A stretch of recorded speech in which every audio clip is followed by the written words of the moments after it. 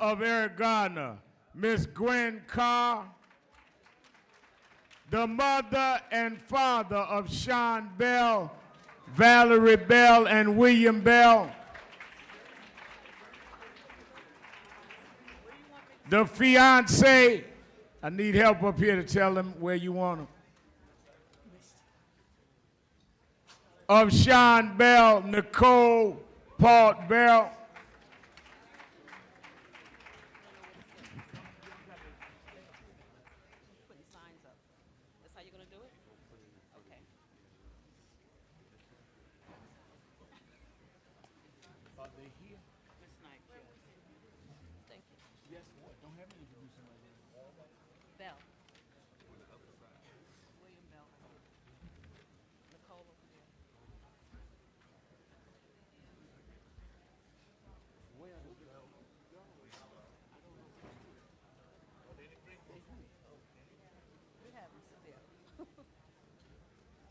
You may have them all seated. Let me say this. Is Samara down yet?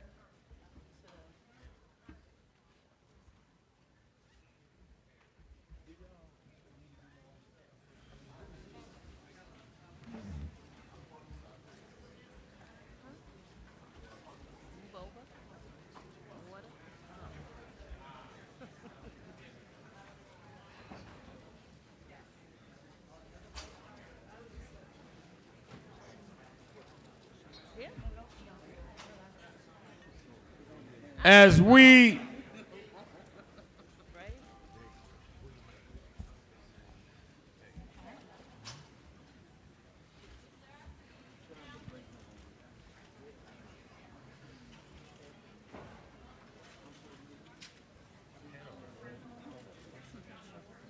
yeah, she said I saw her somewhere.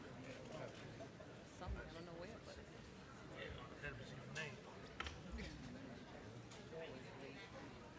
I think I saw her. I don't recognize her hairstyle. Oh. That's all right. Yeah.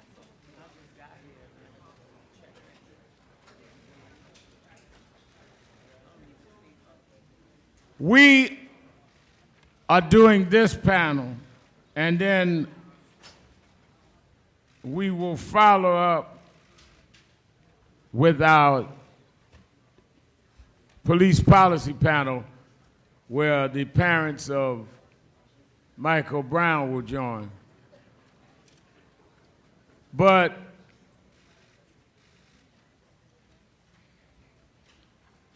when I heard of, on Saturday, what happened in Charleston, and then saw the video yesterday, I immediately thought of these families, because no one understands what they're going through in Charleston better than these who have gone through it and still going through it.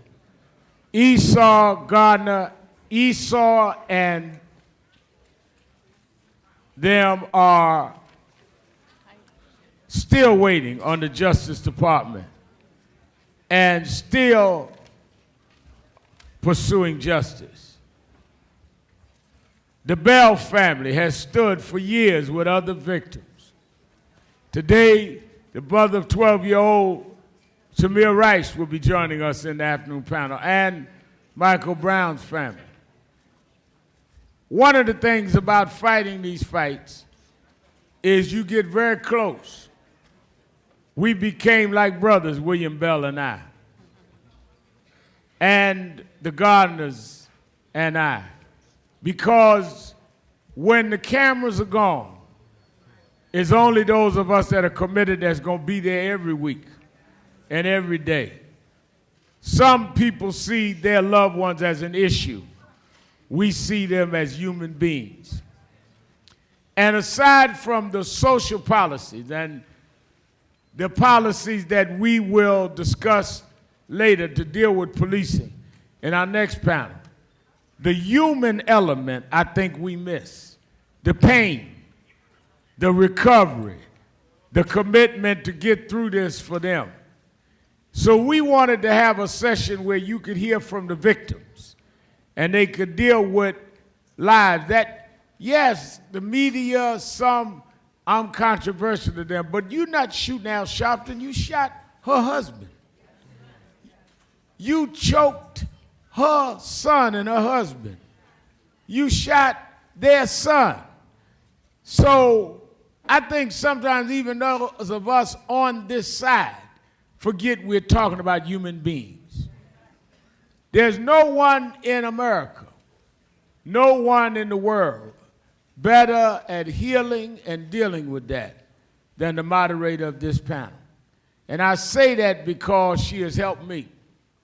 I've known her since both of us were youngsters in Brooklyn, trying to pay the rent or duck the marshal. Sometimes say Marshall, we didn't live far from each other. But she has an anointing that mends broken hearts and that makes visions clear. And an anointing that brings that pain to the public. I told her that I have read her books to help get me through stuff. And I'm talking about lately. I ain't talking about just years ago. But there's something that is illuminating and healing that only the divine could have given her that gift. And she's gone through her struggles and learned to use them to help us with ours. And I was so honored that the women wanted to honor her. And then when she agreed to come and do this session with these immediate victims of police misconduct in a healing way and in a way that would reveal to us the human side of it. We have now the mother of Samira Rice. This is the mother of the 12-year-old young boy, killed in Cleveland, Ohio. Gwen Carr, the mother of Eric Gardner, I'm sorry.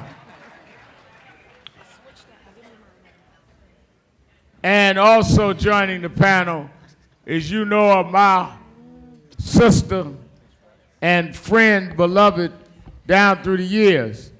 She put me on TV when everybody thought I was too controversial.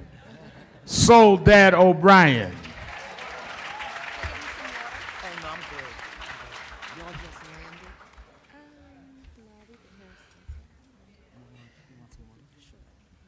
And the father, John Crawford Jr., give him a hand. The case in Ohio. And come on, my sister, my friend, the mother of Michael Brown from Ferguson, Missouri, Leslie McSpadden.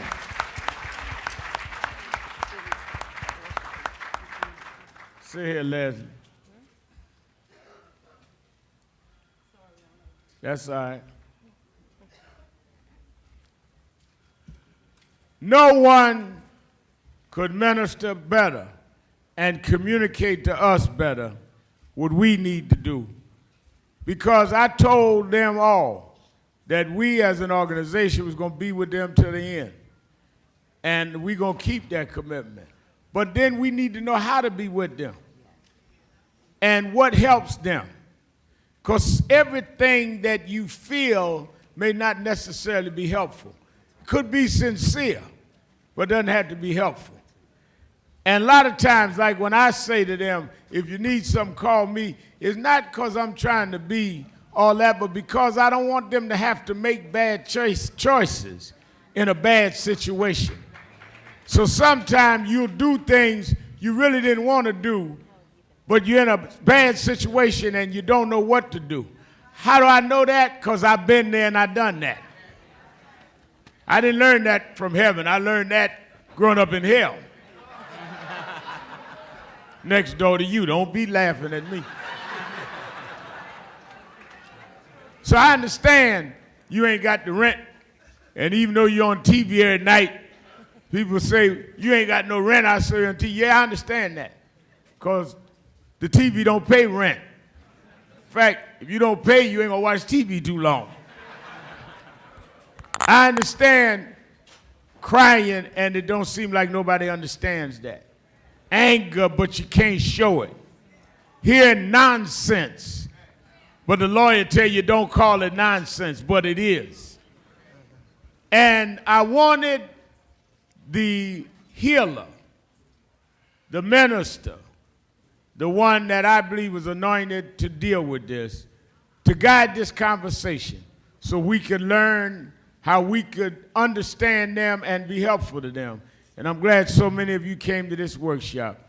God has given us several gifts, and one of them is Sister Ilyana Van Zandt.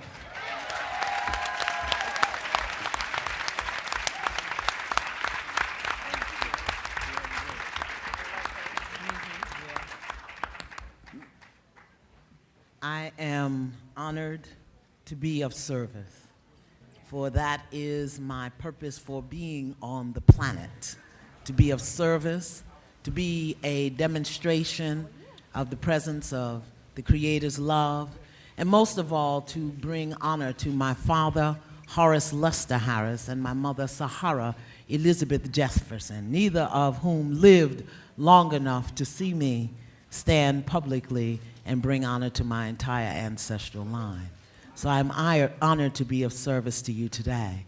And what I would ask you to do is turn to your left and turn to your right and greet the person who is next to you.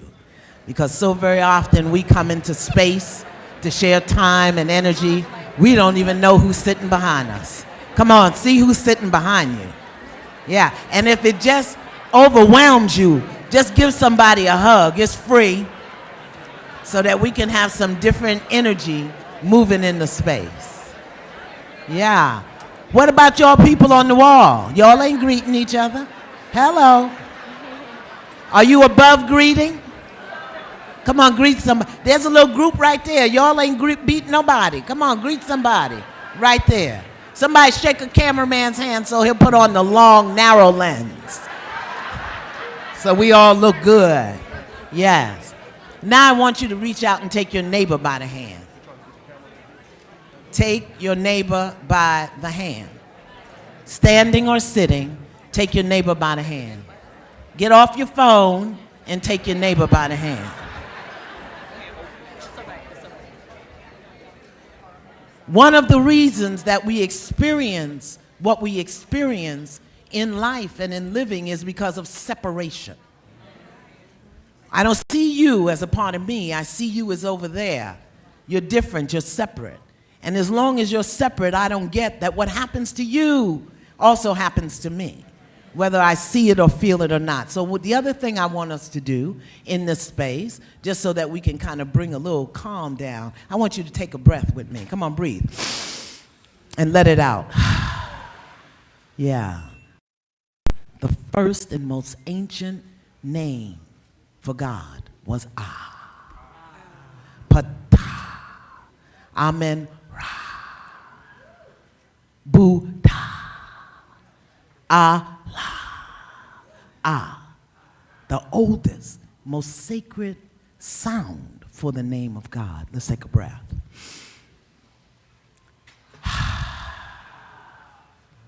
So I want you all to behave yourself because God is in the space.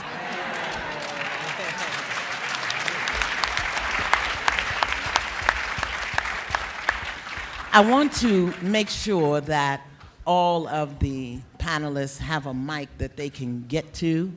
So I'm going to start down the end, and I believe that is Nicole. Would that be accurate? You can get to the mic. I want you to lean in that mic for me for a moment. And I'm going to ask you a question. It may sound strange, but just indulge me. I'm getting older. What's your favorite color? You know, when I was younger, I would always say red was my favorite color. So is that true for you today? Because you are not as young as you once were. And let me ask you this. when you just have nothing else to do, everything is done, and you get to unhook your bra and sit down in your favorite chair, what are you going to watch on television? Probably HD TV. HD? HG. HGTV. HGTV. Yeah. I want y'all to know who Nicole is beyond being the fiancée of Sean Bell. That is who she is, and that is an experience that has brought her today. But let's remember she's human, and her favorite color is red, and she gonna watch HGTV. And my next panelist, can you get to the mic? Oh, me, yes. You get to the mic. And I'm going to assume that you are Mr. Bell. Would that be accurate? I think so. Okay. Tell me your favorite love story. Come on, talk about it. Me and Mrs. Bell.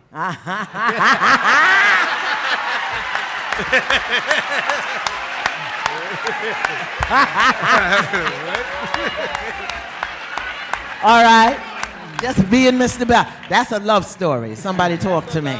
And if calories were not an issue, I know men don't carry calories, but if calories were not an issue, what would you eat all day, every day?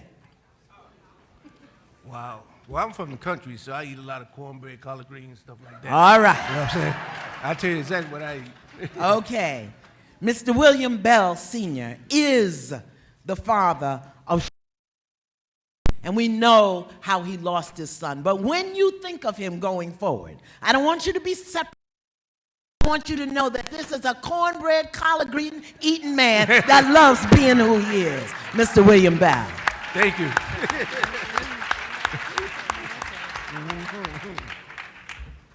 Okay. Come on, get your mic. Get your mic, Miss Val. Help me. I'm ready. All right. What's your favorite color? Brown. Brown. Yeah. And when nobody else is looking. Nobody else is looking, yeah? And you don't have to worry about anything being undone. What is your guilty pleasure? What is the thing that you're going to do all day long? Nobody's looking. Sleep. Sleep. She is the mother of Sean Bell. We know that story. But do we know, when you're not looking, when the TV ain't on, when he's out loving himself and eating collard greens, she gonna be asleep, Miss Valerie Bell.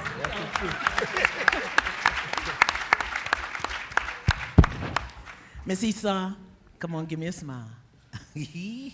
With those cheeks. Those look like Dahomian cheeks to me. Yeah. So, what's your favorite color? Pink. All right. Now tell me, when you get, you got a favorite pot?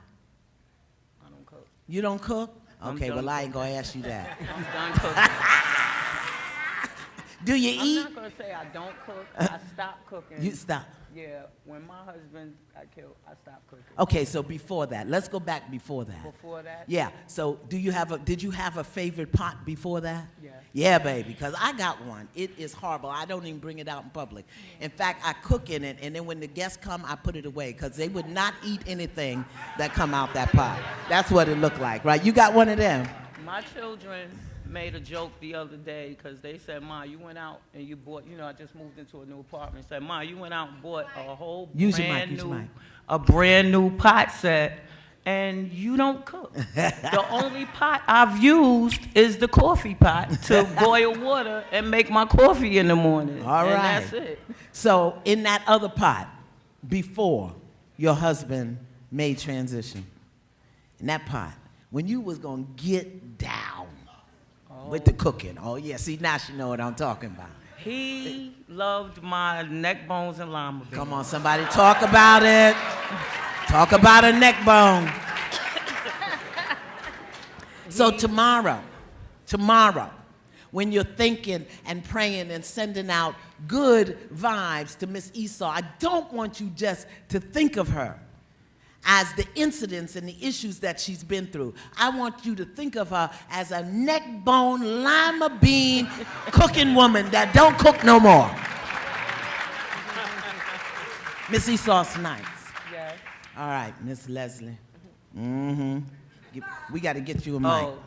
Can that one? Y'all gonna share now. I done got Mr. and Mrs. Bell. Put that mic between y'all. Y'all share that mic. Don't go to sleep on it. Just share it with each other. Miss Leslie. Yes. What's your favorite color? Blue. Blue. That's good. Who's the blue people in the house?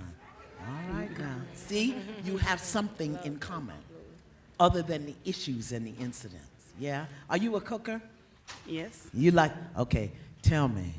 I mean, that thing that you know you do better than anybody else. We got neck bones and lima beans over here.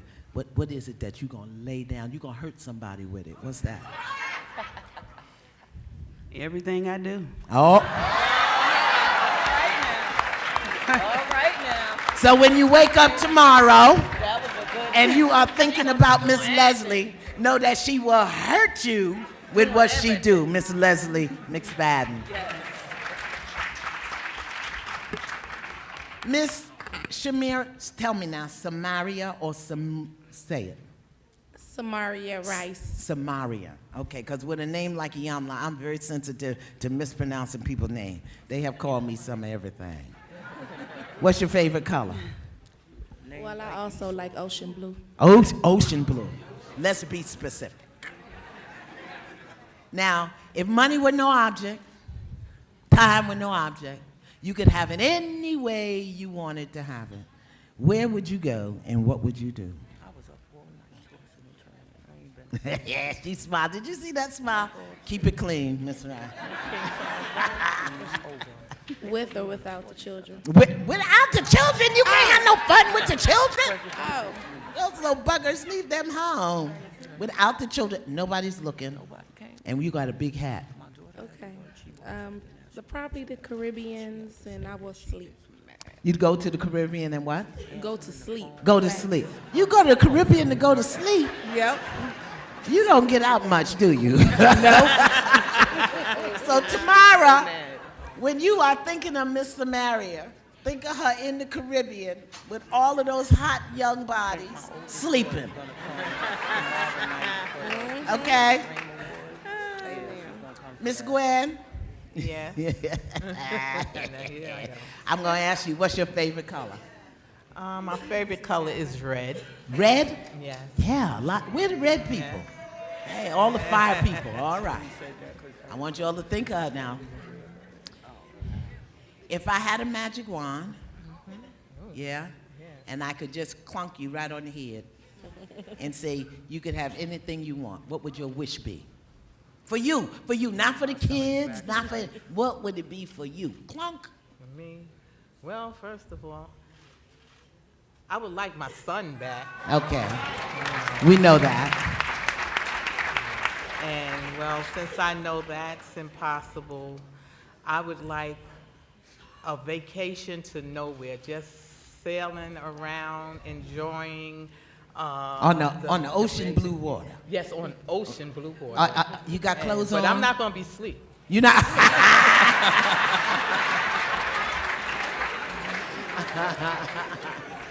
All right. So, Miss Gwen, when you think of her tomorrow or next week, and when you think of Eric, don't think of her feeling heavy and sorrowful and sad for her. Let's lift her up so she can be on that boat to nowhere in the ocean, not sleeping. We didn't ask what she doing. Maybe eating some neck bone. Right. Miss Gwen Carr, give us some love.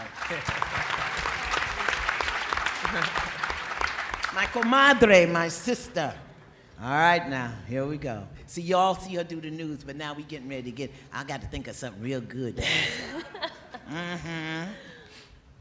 What's your favorite color?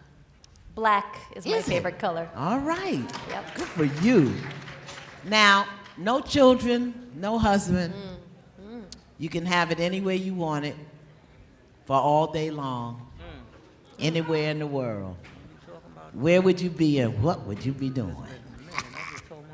I would be in New Orleans, New Orleans? eating good food, All right. listening to good music, Yeah. and hearing the stories of good people. All right. Michael Madre, Sister Soledad O'Brien. We're gonna get her to New Orleans. Okay, Mr. Crawford, how you doing? I'm well. All right. What's your favorite color? Black. What's your favorite car? Car? Car, yeah, man. I have several of those. Huh? I like Jaguars. A Jag. Do you love a man that loves a Jag? Oh, it's too small for me. All right. Can you cook? A little. A little? Well, what little bit can you cook that we could eat and not have indigestion? I'm more of a tofu type of guy. Tofu type guy. I know how to do tofu. I can barbecue tofu. I fry tofu. Right. Yeah, I know how to do that. So if you could be anywhere in the world, doing anything in the world, where would you be tomorrow so that we can visualize that with you and for you? Anywhere, the place really doesn't matter. Anywhere. Pull your mic closer to you so we can hear you, beloved. I would say the place really doesn't matter. Anywhere close. If my son was here and my grandsons. Yeah. And just sharing stories with them. All right. So you have it. Mr. William Bell, Miss Valerie Bell, Nicole Bell, Leslie McSpadden, Gwen Carr, Soledad O'Brien, Samaria Rice, Esau Snipes, and Mr. John Crawford. Give them some love. Come on, you got to do better than that.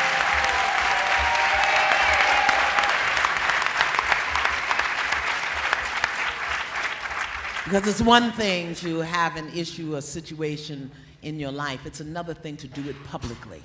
And sometimes the public isn't always sensitive to the human being. So now you've got something to be sensitive about. Now, I'm so honored that Reverend Sharpton sees and recognizes and speaks to me as a facilitator of healing. So I want to take a different spin on this today. I know this may not be what y'all were thinking about and asking for, but I know you've been through a lot. And I know you've told your story over and over. But I want to do a healing from the perspective of what is it that we need to do for you? Because what you're doing for us by just standing up and showing up and speaking out is one thing. But what can we do for you? So that's the perspective that I want to take today. So I want to give each of you at least a minute or two to say, what I'm asking you to do is, and we're going to start with you, Nicole. No, let me behave myself. Let me start with the elder. I'm sorry. And I'm going to assume that is you, Miss Gwen, not because you're just so fabulous and your majesty is just oozing out of your skin everywhere. What can we do for you? It just overall, we're going to talk about it a little more specifically later. What you would ask of us is? What I would ask is to keep on doing what you're doing. Because the family has gotten so much support from you all, and we appreciate it so very much. And with you standing with us, and they tell us that there is strength in numbers, and we do have the numbers out here. So I just say, do what you've been doing for me, and we sure would appreciate everything that you've been doing. Thank you. I'm going to come to you, Mr. Bell. What is it, what I would ask you to do, and if there's anything specifically in behavior or writing or speaking or coming or showing up or supporting, what would you have us do? Well, excuse me. What I have you do, don't forget his name, Sean Elijah Bell. That name I want no one to forget, because I can't. You know, I'm as far as I know you say you can't, but trust me, it's hard. You know, sometimes you lay back and you figure there's nobody there. But people are there, you know, they're in their little quiet zone, but they're there. And I appreciate the people that are there. And I get a lot of support, you know, me and my wife. Sometimes it's at the wrong time, you know, but the reason I say the wrong time, that means we're going through a Sean Bell moment. And our Sean Bell moments are very intense. You know, I go in the bathroom and believe me, I shed tears. Don't give a shit, I don't give a hell what men say, but I tell you one thing, we do have feelings. You know, I get a little emotional about that. I almost said the bad word, but that's not a bad word. We all need that to grow and heal. But that's the way I feel. You know, the support is great. You know what I'm saying? But just don't forget his name. No, Sean Elijah Bell. That name I don't want no one to forget, because you could tell your kids, so this way they don't be in that same situation, so we have to call his name. Yes. Thank you. Miss Valerie. Hi. I'm usually the one who has been behind the scene. My husband was the one who went out over the 8 years being the voice for Sean Bell. Now I've been going out being the voice for Sean Bell. Like you said, don't forget his name. I work right now together with Justice Committee and the Police Reform Committee to go forth to have the governor to sign executive order to have a special prosecutor for killings that go forth. We pray and hope that killings are not going to happen again, but the way things are going on, it's always happening. A special prosecutor to stand with the situations that go on, because when I was in court with my son's case, the prosecutor just standing there and they badgered the witnesses and not saying, stop what you're saying to defense attorneys, because they were badgering the witnesses. So I would like for you to stand with me to have the governor to sign an executive order to go forth for Black Americans, Latino Americans who are killed and they don't even have a weapon. So I need you to stand with me, and I appreciate you all. Thank you. Keep doing what you're doing. Stand with them to get a special prosecutor. Don't forget Sean's name. Miss Esau, you ready? You want me to take one more and come back to you? Tell me what works for you. Okay. You okay? Well, you're not okay. You're having a moment, and that's okay. I just feel so alone without him. And even with the support of the family and everything, I still feel so lost. And it's been 9 months, and I just can't shake it. And I don't mean to break down in front of all of you guys, but... Yeah, but please do.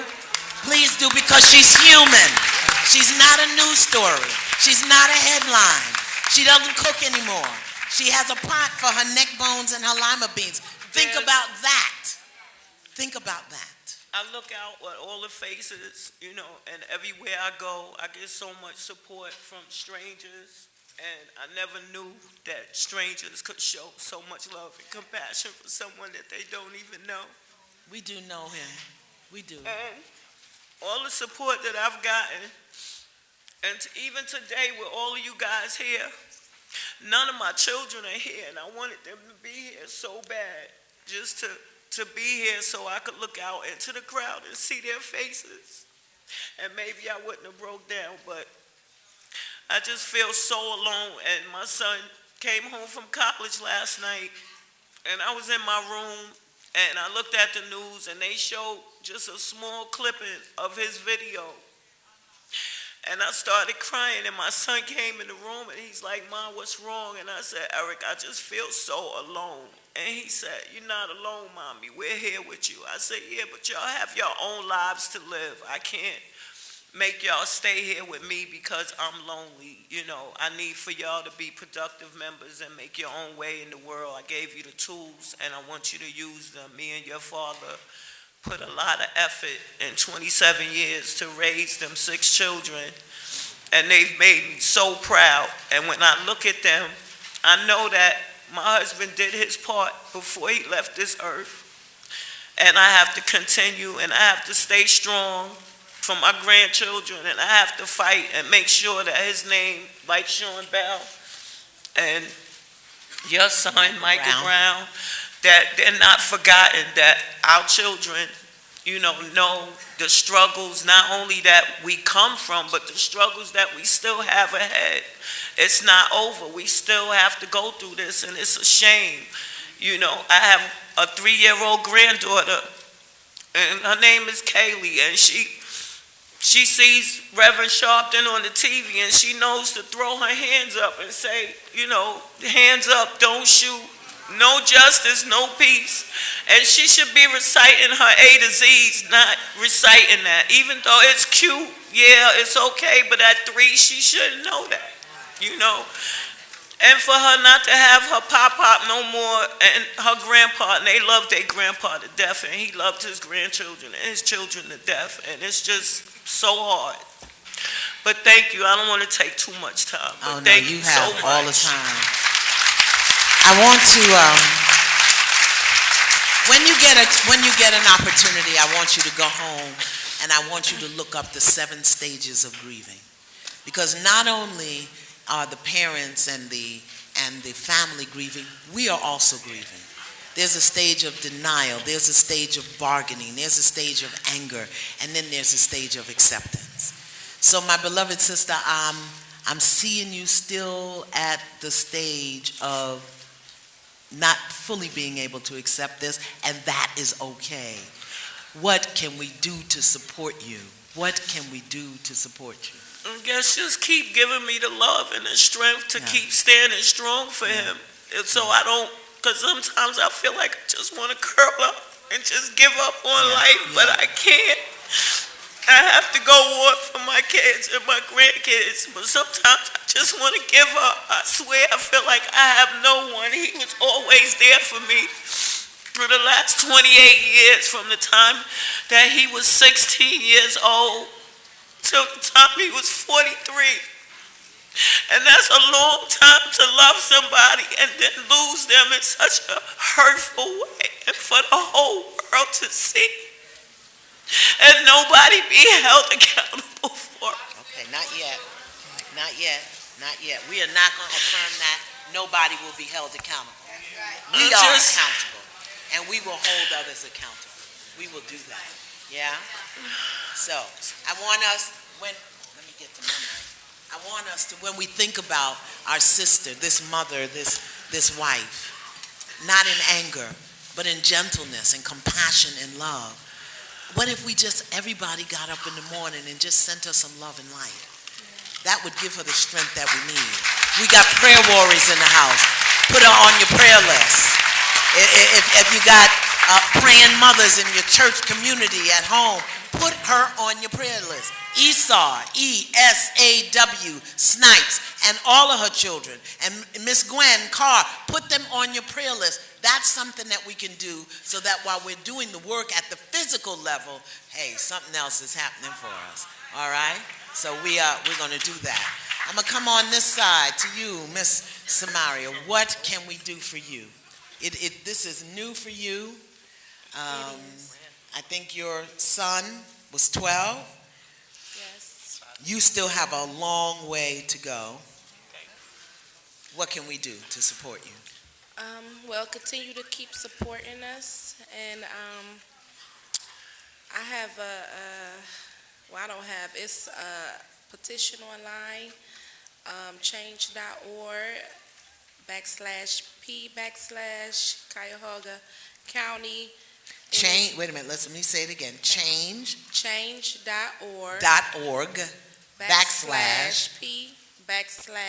/P. Just the letter P? /P/Cuyahoga County. Okay, /P, the letter, /Cuyahoga County. There's a petition online. To put the pressure on the prosecutor for a conviction. To put the pressure on the prosecutor in Ohio. Please go look at that. Yes. Also, just continue to fight. We're in a war out here, and I just want us to continue to fight, stick together, and bring awareness of, police brutality. Bring awareness as much as you can. Try to prepare our children for our safety is concerned. I never thought that I would ever be in this situation. I'm just a normal person. I'm just a mom, a single mom. Just a mom? Just a mom. That is not the way to describe yourself. A mom is like the greatest job in the world. Yes. I wouldn't give it up. Hardest. And it's the hardest. I have 6, and they have made me so proud. It's just, I never ever thought that my son, my oldest son, he's now 20, he'll be 21. And I knew my kids would be tall, But he went away for a summer, and he was like 5'9". When he came back, he was 6'4". He couldn't even reach through my bedroom door. And he said, "Ma, I'm on the honor roll." And I said, "On the honor roll?" I had to call the school because I didn't believe him. I said, because he was bad. He was really bad. And I used to call my mother-in-law, right, Ma? And I used to run out the house and everything. And she used to say, well, maybe if you take him outside, he won't run out the house every time somebody opened the door. But he came home with a full scholarship for basketball. And then, and yesterday he just informed me that in June he graduates. Yes. From college, and I knew I'd get high school because that's a demand, get high school diploma. I don't care what you do after that, as long as you're moving out. Yes. But if you go to school or you got a job, you can stay home. But you can't do nothing and stay home. Yeah, that's so true. We worked with him. We worked, and it worked. Yes, it sure did. So Mom. now, let me get you. Are you complete? Is there more? All right. I want to get over here to our beloved sister Leslie McSpadden. What can we do for you and your family as you take this walk, this journey? Your mic is right there.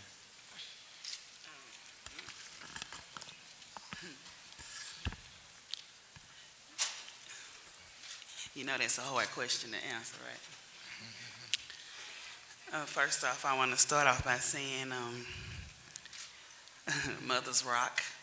And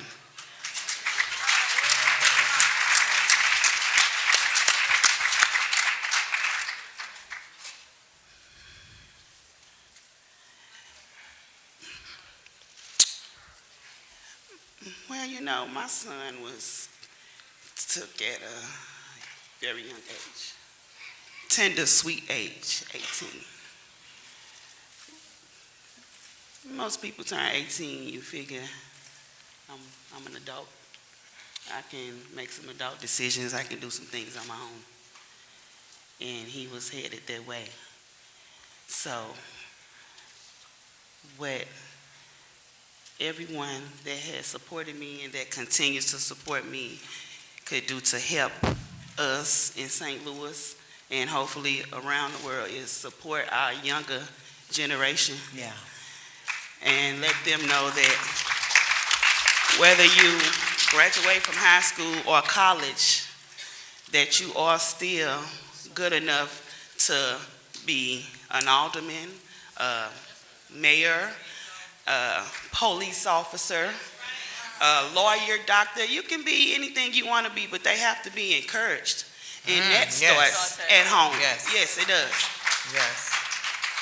They may go out in the streets and see some things and do some things that you don't approve of, but don't let people say it starts at home, because that doesn't. Encouragement starts at home.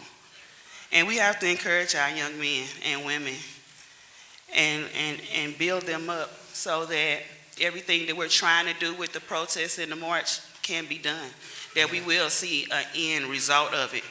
Someone asked me about the end. I can't tell you about the end. I haven't reached the end. I'm still very much in it. Yes. And the support makes me strong. It makes me stronger. And I'm getting stronger by the day. And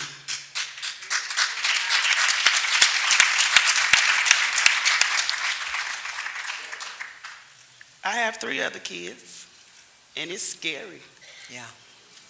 It's scary to live in a city when you're less than 5 miles away from where this incident happened, and no one shows you any respect. Any respect. And with that What would being that said, look like? Tell me what that would look like. Oh, God. What would it look like if people who were 5 miles, who lived where you live, and where your son's life was taken? Because I don't believe in this happened, that happened, call a thing, where your son was shot and killed. What would it look like if people were showing you support? Because that's something we can do. What would it look like? I think the sun would be out. Right well, now, the weather has been so disrespectful to all of us. It has just been disrespectful to everybody. But you know how sometimes the forecast calls for rain, Yeah. and all of a sudden the sun is out, and you say, hey, the weatherman didn't know what he was talking about. Right. It's not the weatherman, it's God. And since God was always present in my life, but he has become a guide in my life.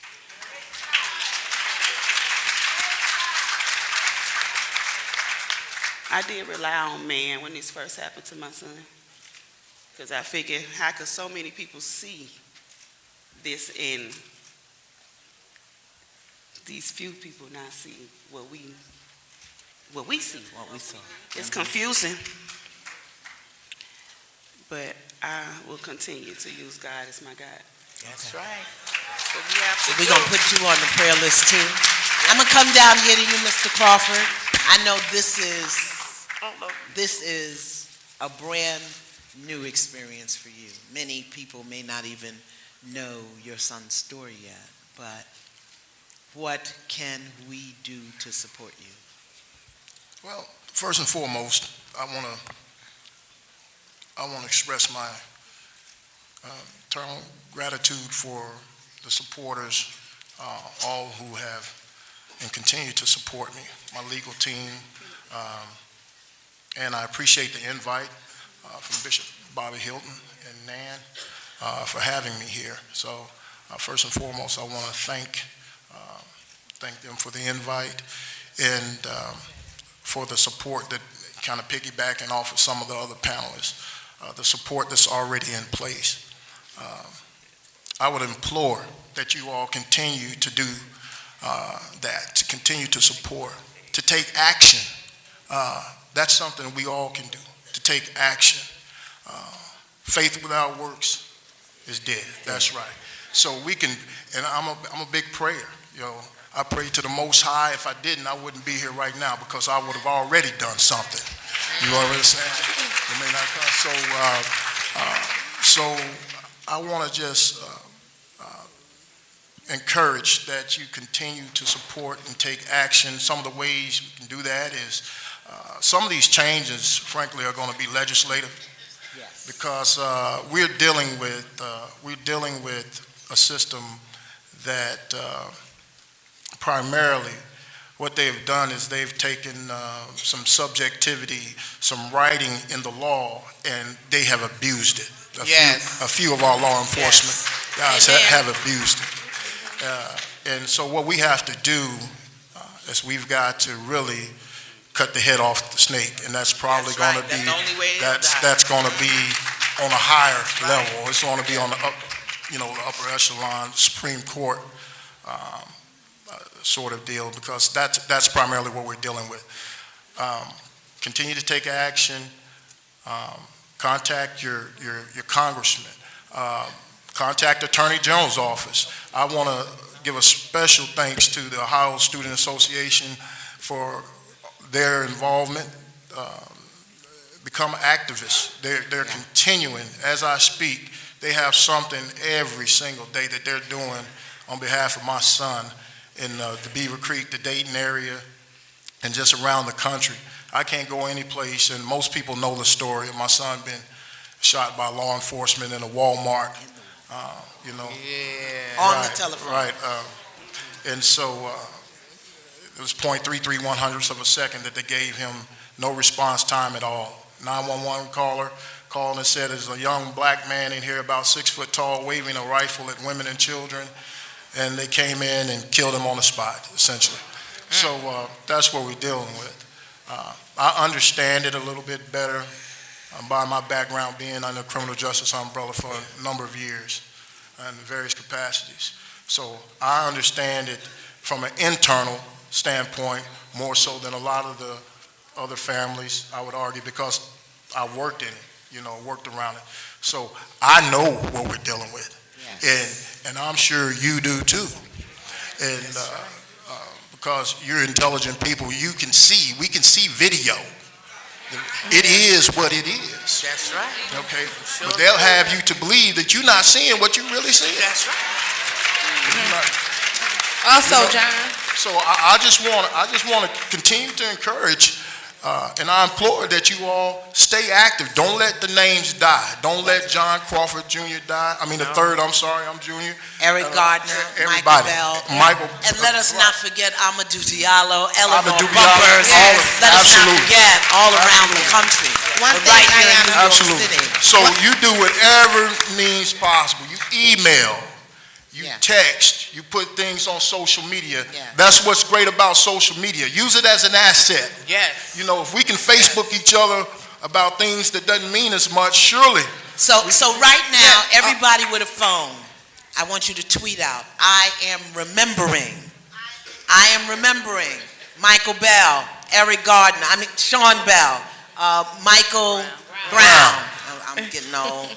Eric Gardner, Tamir Rice. Do that right now. You only got 140 characters. Use Also, it. get out and vote. Yeah. Vote. Let's start voting, getting registered to vote.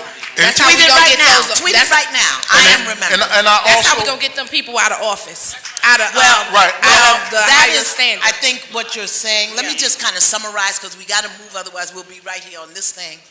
This is what I've heard, and I could be wrong, but I'm willing to be wrong. But what I hear is make sure that you let your needs and desires be known to your elected official.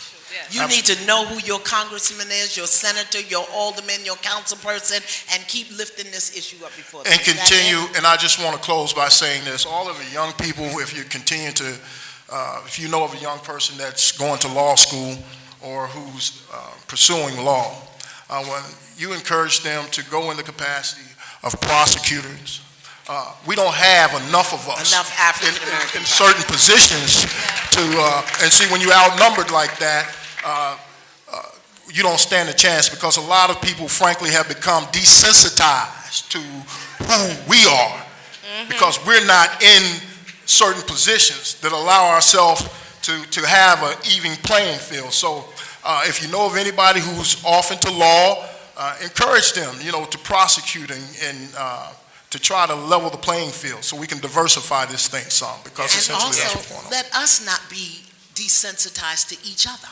Like coming in a room and not speaking to one another, touching one That's another, right. looking somebody That's in right. the eye. I'm So sorry. we got to know our elected officials.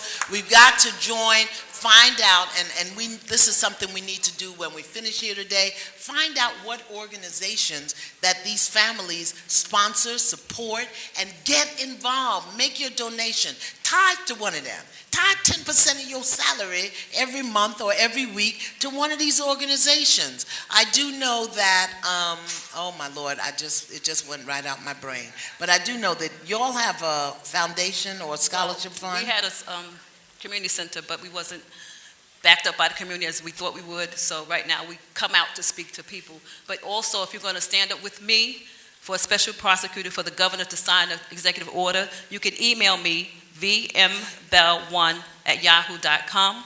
vmbell1@yahoo.com. And I'll get you to the right organization that is working with me and other families, the Justice Committee. But email me, please, stand with me so the governor can sign his executive order for special prosecutor.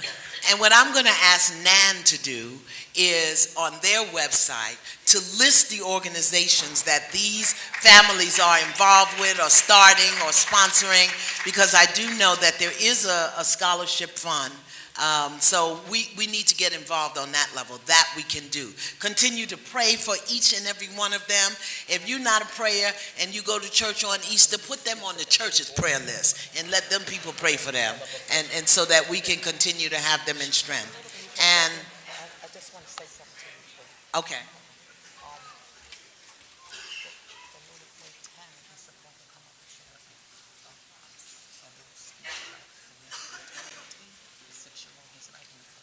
Okay, they're going to do that. Okay. And Soledad, let me get you in here. Let me get you in here. And Sister Samaria saying, please vote. You know we're getting ready to lose our president. I mean, out of office. I don't mean losing. And we got to pay attention to these things. Here's something that I want you to know. As someone that practiced criminal law right here under Morgenthau, right here in New York City, Here's what I really want you to get.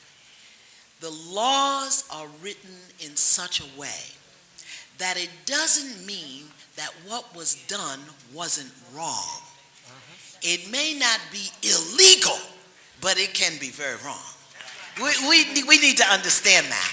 And I think what is happening here is they said that what happened wasn't illegal, but we got to know it was wrong as,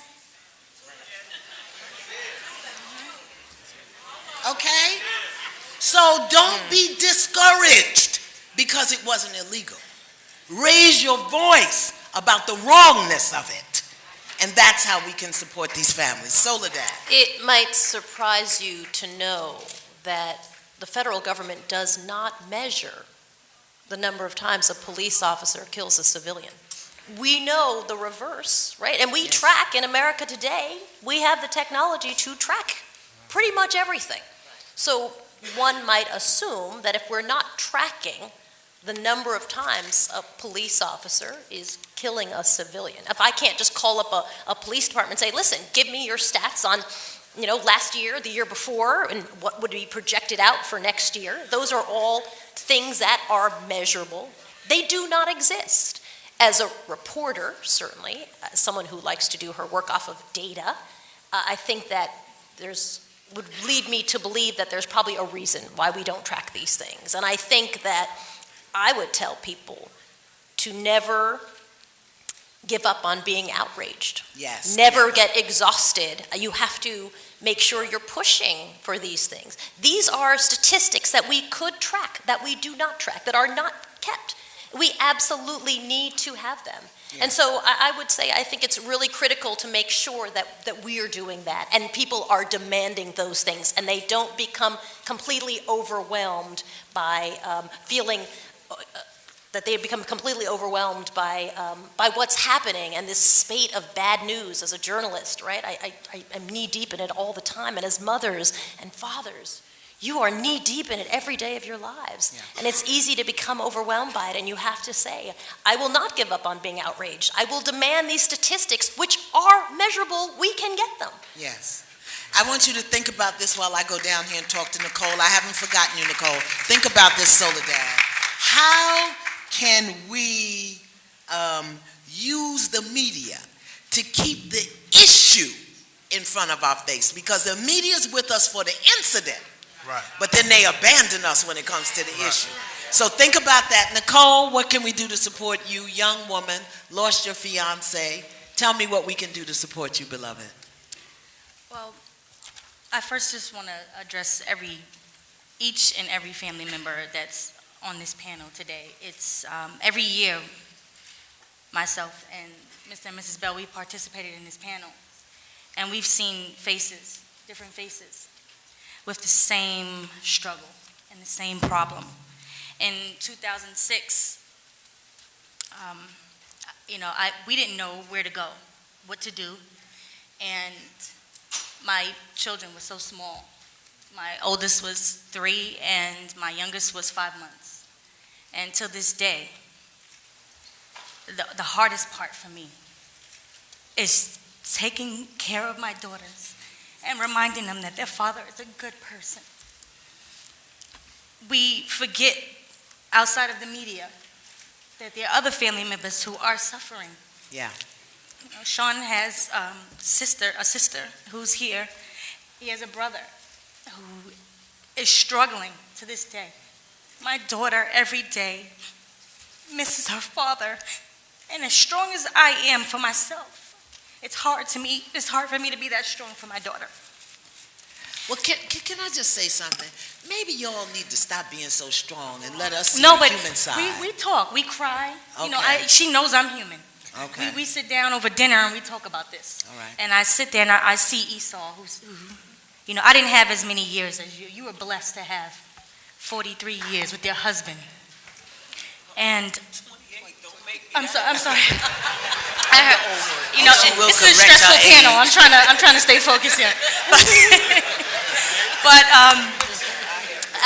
I wasn't blessed to have as many years as you, but you're not alone.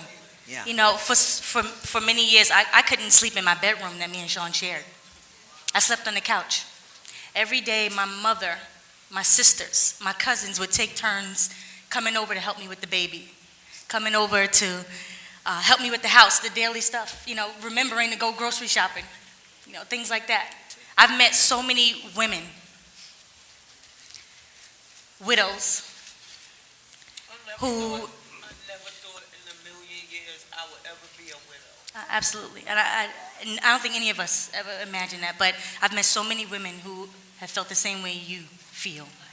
And it's so important for us to just talk about it, because when you talk about it, you'll see there's so many women in this room who feel similar to how you feel. We'll never share that pain.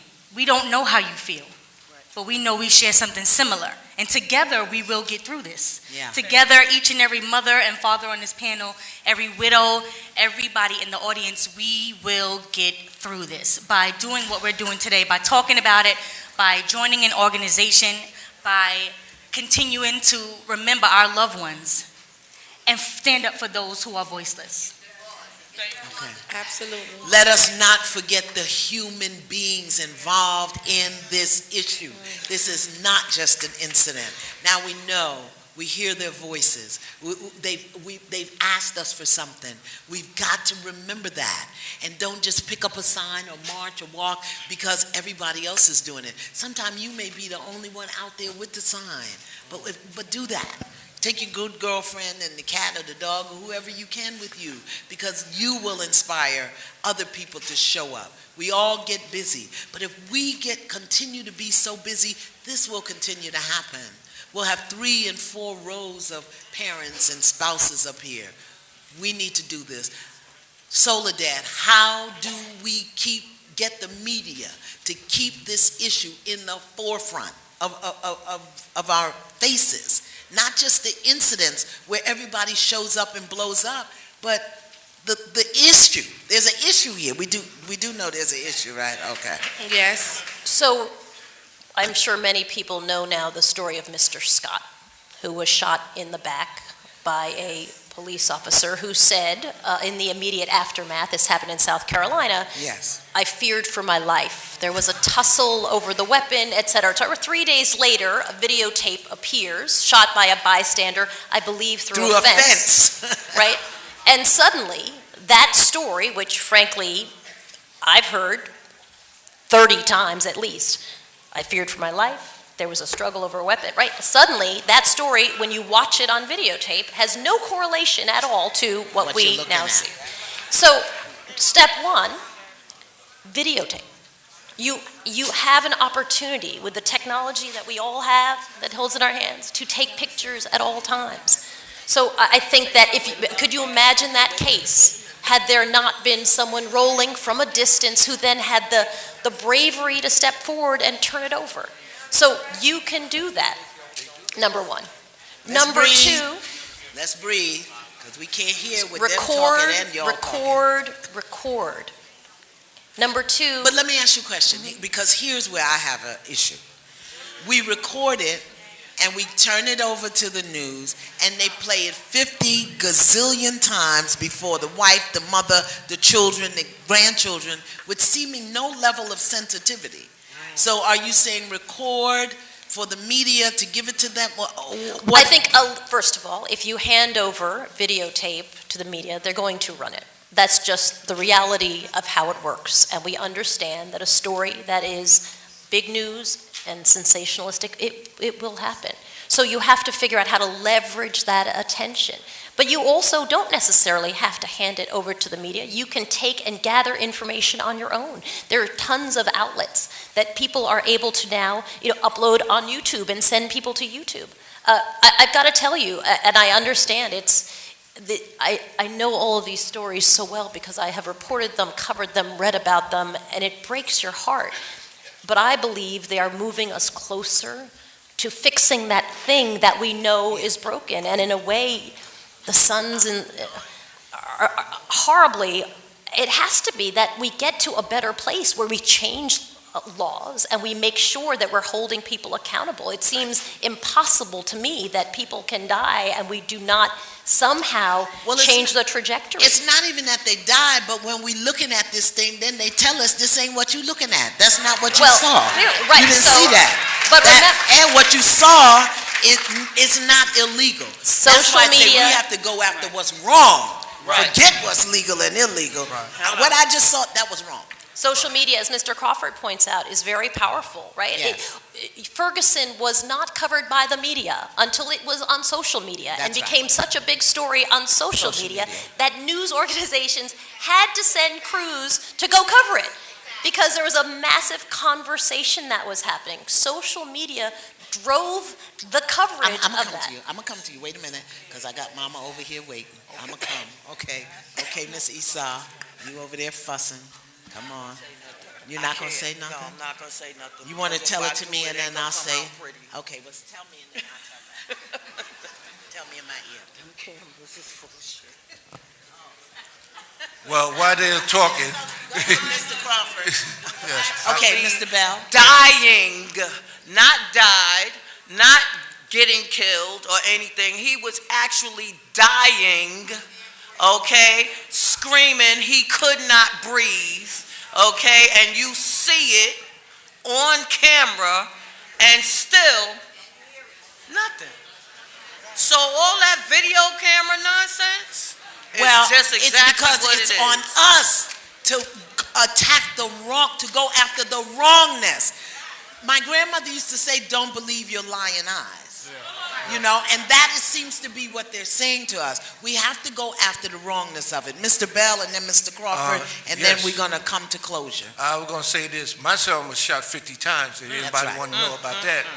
And you think about that, and a camera in this world wouldn't have changed it, right? That's right. Nope. Because you know why? Because what they're going to do, the streets were dark, and there was cameras out there, but they disappeared. But I'm going to tell you the truth. He was incapacitated. Why did they feel the need to continue? Put 50 shots? Hey, your guess is good as mine, honey. I don't know. Just like with my husband, he was already down on the ground. You had him where you wanted him. So if you wanted to arrest him, you had the tools to do so. You chose to murder him. Well, my son was killed 50 times in one person. And watch him die. You think about that. 50 times. He got shot, he got murdered 50 times. You think about that. You know, how can you forget that? 50 shots for one individual. Didn't do nothing. Wrong. It's wrong. It is wrong. Right. And that's why we have to stop allowing them to tell us. And I agree. If it wasn't on film, we wouldn't even know that. You wouldn't even know that. Just like in your son's situation. Right. We wouldn't know. Mr. Crawford. Right. I just want to make a quick point. I understand. I think sometimes with our emotions overpower our sense of reason, and that we kind of lose focus sometimes. We do need the media to some aspect in terms of, and you need to hurry up and get to them immediately, because what they do, the typical protocol is they're going to start framing the story how they want it. So you need to hurry up and get engaged in the media. However, that is not going to be the primary. They're not going to be the vehicle. They're not going to be the primary vehicle. Yeah, to determine as to what happened on that footage is ethical or not. Okay, so sometimes there's a conflict there. You know, you need the media in terms of initiating the process, you know, and bringing light to it. But it's going to be us to determine. You know, it's an internal change that has to be made. And that's why people get so upset when they say, look, I'm seeing my son get assassinated, okay? 205 cameras in a Walmart, in this Walmart store. 205 cameras, okay? This cop shoots him, 2 shots, he has 6 holes in his body. The only way you can get that, he was turned sideways. However, his report reads that he shot him center mass twice. So, you know, the lies compiles the lies and compiles the lies. Yes. So they're going to lie because they have to do that. That's what you need to understand. The protocol is, oh, okay, I feared for my life. That's why you hear it so much. They have to say that to free themselves. Okay, it's our job to get the people who are not doing their job out of there. So it does, and that sometimes that doesn't mean a special prosecutor. We had a special prosecutor. Okay, so let's not get caught up in some of the formality part of special prosecutor does not constitute change necessarily.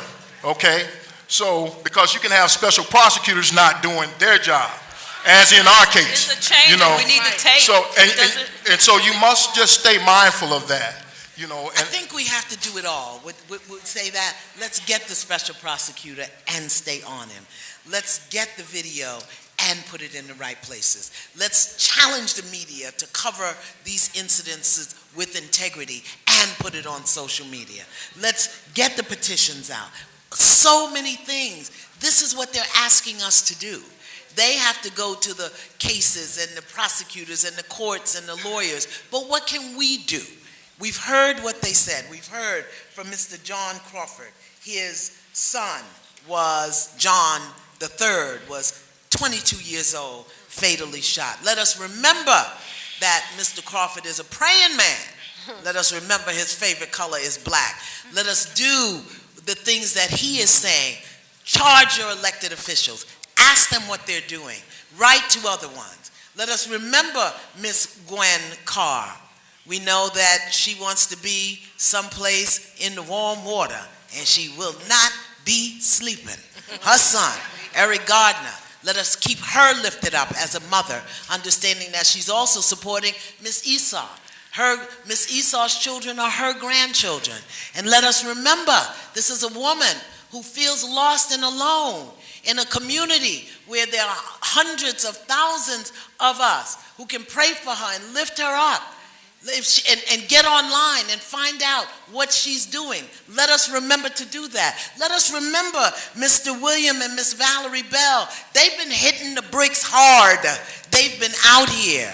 And did you hear her when she said she didn't get the support she thought she would get for a community center in Sean Bell's name? Here is a father who is saying, my son, Sean Elijah Bell, don't forget his name. Don't forget his name. And that's what he's calling for. And he loves everything he do. So you got to remember that too.